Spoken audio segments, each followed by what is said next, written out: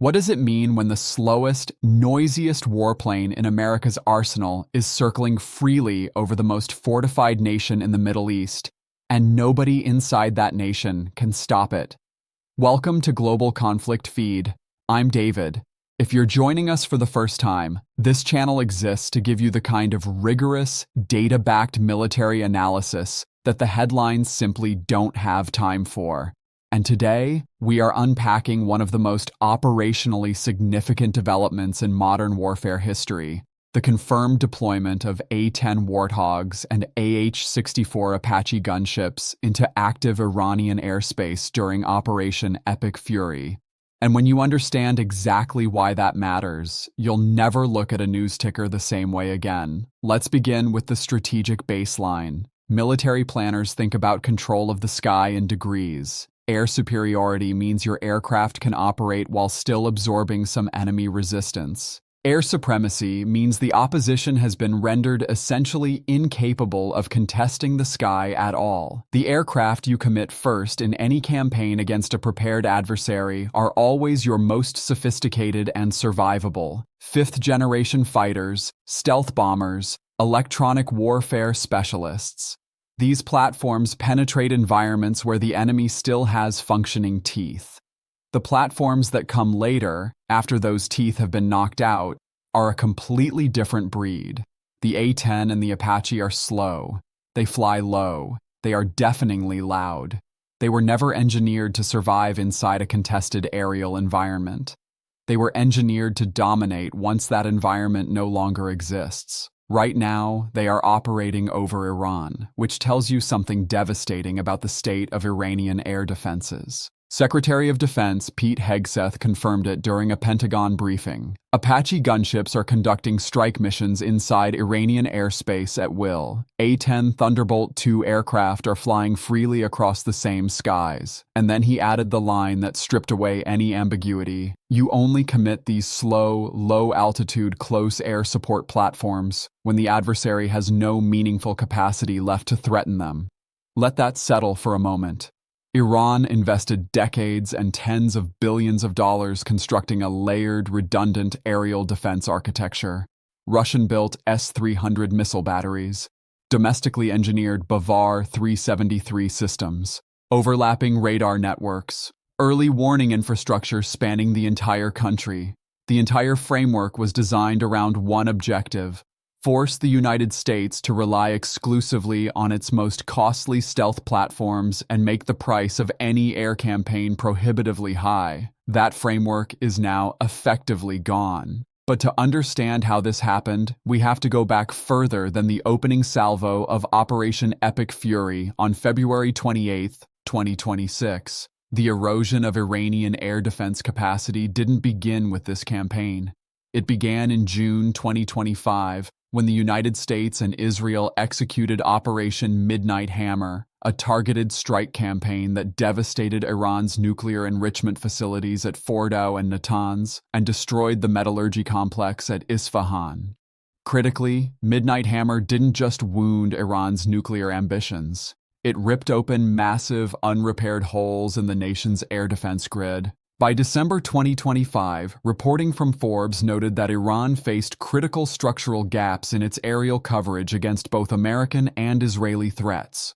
Former Iranian President Hassan Rouhani publicly acknowledged what few wanted to say out loud: that neighboring nations including Iraq, Syria, Lebanon, and Jordan all operated under airspace effectively controlled by Washington and Tel Aviv, and that Iran itself no longer possessed credible deterrence. That was a remarkable admission, and according to Army Technology, by the time Operation Epic Fury launched, Iran had roughly 100 air defense launchers distributed across the entire country. 100. For a territory the geographic size of Iran, and with no guarantee that all of those launchers were operationally compatible with the full range of available munitions.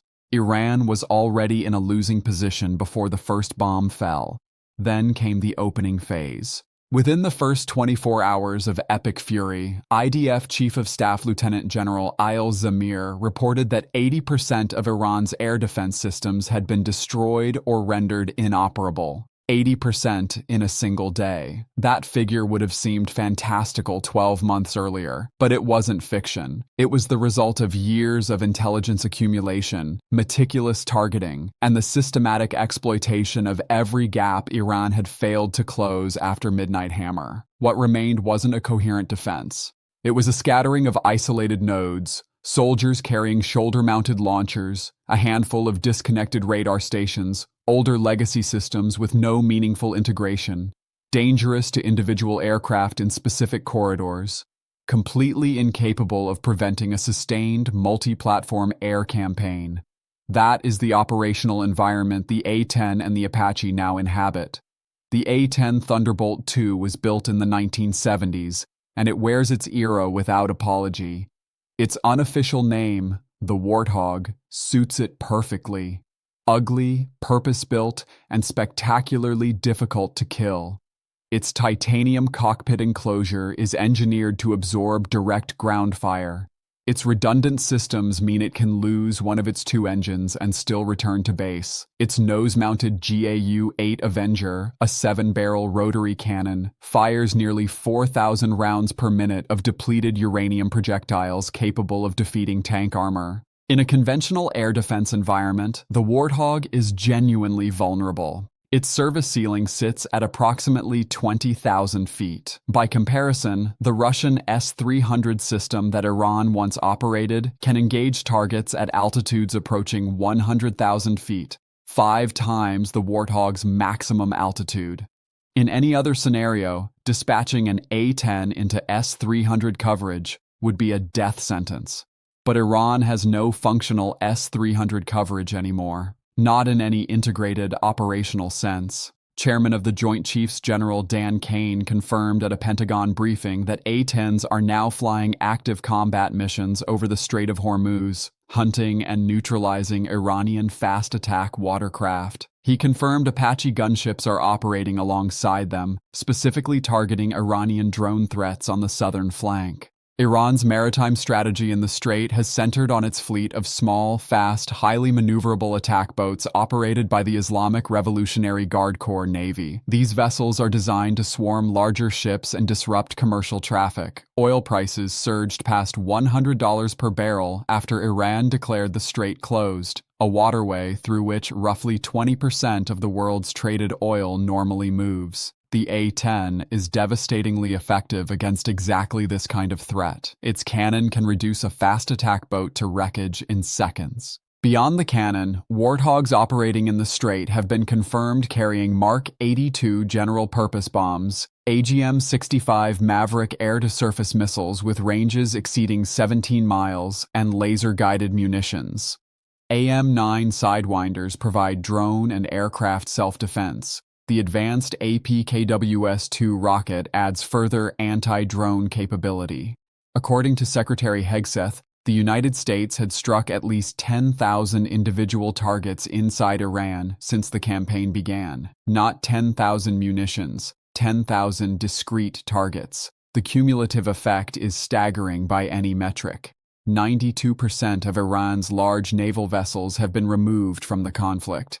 Iranian missile launches are down 90%, the result of a relentless campaign against launch infrastructure, production facilities, and supply chains. According to satellite imagery published by The Washington Post, at least 29 ballistic missile launch sites have been destroyed. 4 of Iran's most critical missile fuel production facilities, at Shahroud, Parchin, Kojir, and Hakemia, have been degraded beyond even the damage they absorbed during June's 12-day campaign. The logic here, as CENTCOM Commander Admiral Brad Cooper explained, is explicitly future-oriented. Destroying missiles matters. Destroying the factories that produce the fuel to power those missiles sets the program back not months, but years. But here is where 2 former commanders of U.S. Central Command step into the conversation. And what they say is striking. Former CENTCOM commander and CIA director David Petraeus stated that as long as aircraft operate above heavy machine gun range, Iran no longer poses a meaningful aerial threat. He argued publicly that the United States has achieved not merely air superiority, but air supremacy over Iranian territory, a claim he believes current senior leadership is being cautious about making officially, despite the operational reality.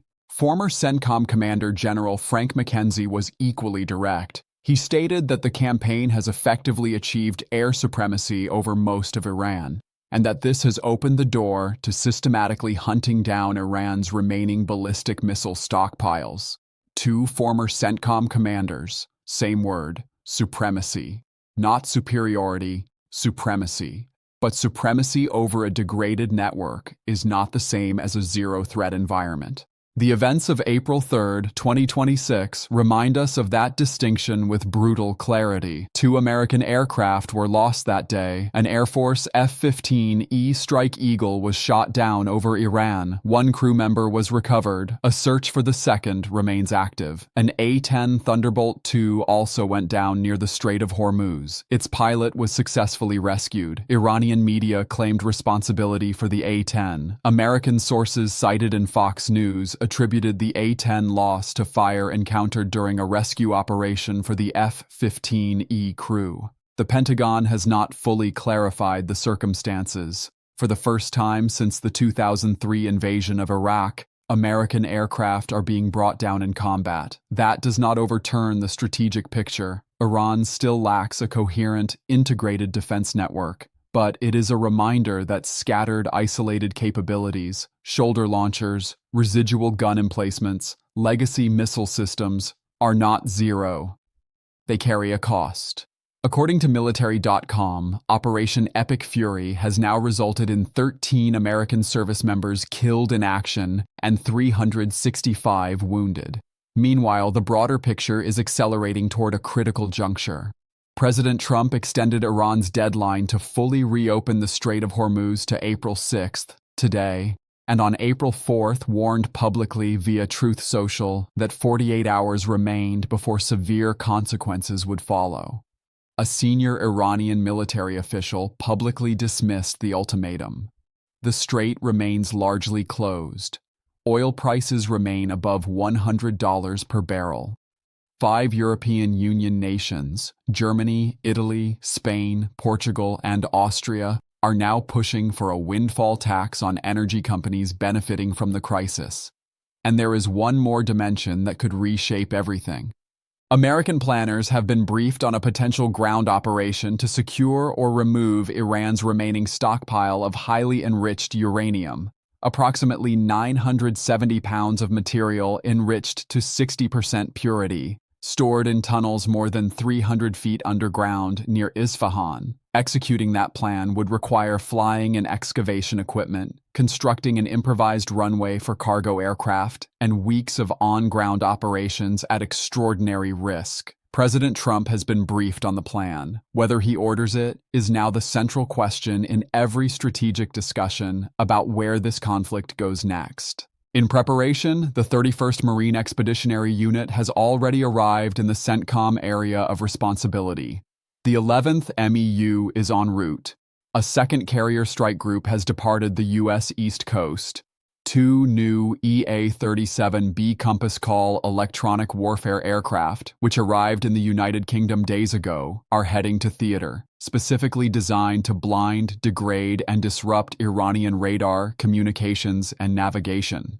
And through all of this, the A-10 Warthog, a platform the Air Force has been trying to retire since before this conflict began, is writing the most compelling argument for its own survival in real time. Air Force budget documents called for the entire remaining Warthog fleet to be phased out by 2027. The argument was always that it was too slow, too vulnerable, too limited for modern warfare. Operation Epic Fury is dismantling that argument with every sortie flown.